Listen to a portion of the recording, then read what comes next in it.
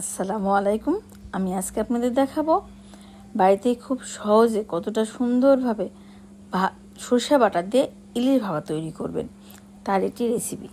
এটা এত সহজ এবং এত তাড়াতাড়ি হয় যে আপনারা কল্পনাও করতে পারবেন না। এই জন্যই প্রথমে আমি একটা ইলিশ মাছ কেটে ধুয়ে নিয়েছি। তার মধ্যে আমি পরিমাণের থেকে একটু বেশি পরিমাণ লবণ দিয়েছি, আপনারা দেখতে পেলেন, এবং হলুদও দিয়েছি বেশি পরিমাণ দিয়ে এটাকে সুন্দর করে মাখিয়ে রেখে দিচ্ছি। যদি আপনার হাতে টাইম না থাকে তাহলে একটু বেশি পরিমাণে দিবেন, আর যদি টাইম থাকে তাহলে অল্প পরিমাণ দিয়ে মাখিয়ে রাখবেন। আর একটা মিক্সিতে নিলাম সরিষা, তার মধ্যে লবণ, একটু মরিচ, আর কয়েকটা মরিচ, হলুদের গুঁড়া, আর পানি, আর একটু সরষের তেল। এটা দিয়ে আমি এই সরিষা বাটাটা রেডি করলাম। এই সরিষা বাটাটা আপনারা যখন এইভাবে রেডি করবেন তখন সেই সরিষাটা তিতো লাগে না, আরও অনেক স্বাদ লাগে। তারপর আমি যে বলের মধ্যে বাটিটার মধ্যে ভাপ দেবো ইলিশ সেটা নিয়েছি। এর মধ্যে পেঁয়াজ কাটা, মরিচ কাটা, হলুদের গুঁড়া, তারপর সামান্য জিরা, সামান্য আদা।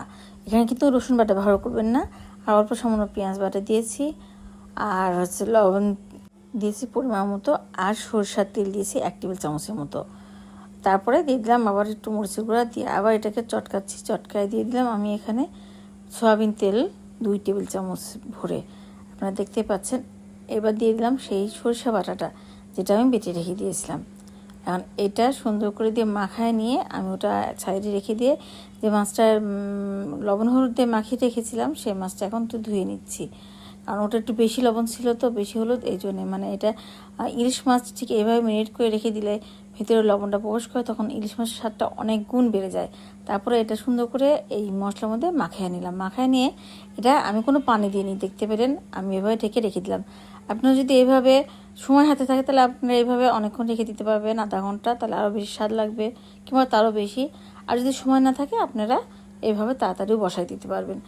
তাড়াতাড়ি বসাই দিলেও স্বাদ হবে, কিন্তু বেশিক্ষণ রেখে দিলে বেশি স্বাদ লাগবে, কারণ মাছের মধ্যে আপনার সব ওই মশলাগুলো ঢুকে যাবে। তারপরে আমি এইভাবে 2টা ছিটি তুলে নিয়েছি। দেখেন আমার ইলিশ মাছ রেডি, কতটা সুন্দর হয়েছে দেখতে, এবং খেতেও কিন্তু অনেক টেস্টি। আপনারা যখন ইলিশ ভাপা পাতার মধ্যে দিয়ে করেন এটা সেরকমই টেস্ট লাগে। সবাই ভালো থাকবেন। আসসালামু আলাইকুম।